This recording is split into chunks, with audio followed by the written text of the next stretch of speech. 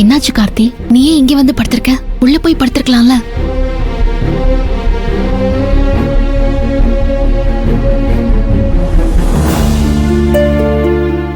நான் உள்ளதான் படுக்க போனே. ஆனா அவ என்கிட்ட சண்டை போட்டு பிரச்சனை பண்ணி நான் ரூம்குள்ள இருக்க கூடாதுன்னு சொல்லி விரட்டி விட்டா. என்ன பண்ண சொல்றீங்க?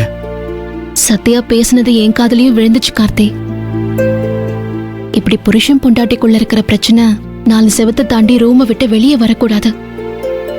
பிரச்சனை மட்டும் இல்ல, புருஷனும் பொண்டாட்டியும் தான்.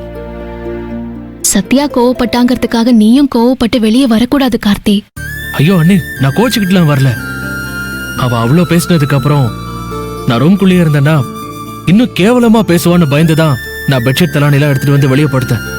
என்ன காரணமா இருந்தாலும் சரி, நீ அவளை விட்டு வெளியே வந்திருக்கவே கூடாது. விட்டு கொடுத்து அவ கூடவே தான் இருந்திருக்கணும். அண்ணி, நானும் எவ்வளவோ முயற்சி பண்ணி பார்த்தேன், ஆனா என்னால முடியல.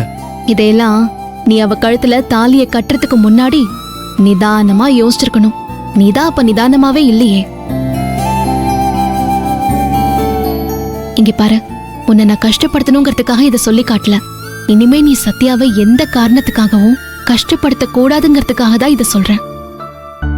சத்யா எவ்ளோ கோவப்பட்டாலும் சரி, அவ நீ பண்ணதெல்லாம் மறந்து மனசார உன்னை ஏத்துக்கிற வரைக்கும் நீதான் அவளை அனுசரிச்சு போனும்.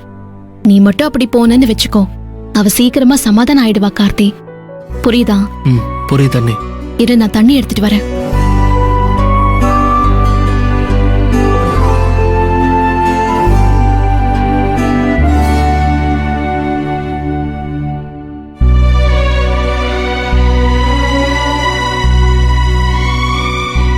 நடந்தது எல்லாத்தையும் மறந்துட்டு நிம்மதியா படுத்து தூங்கு.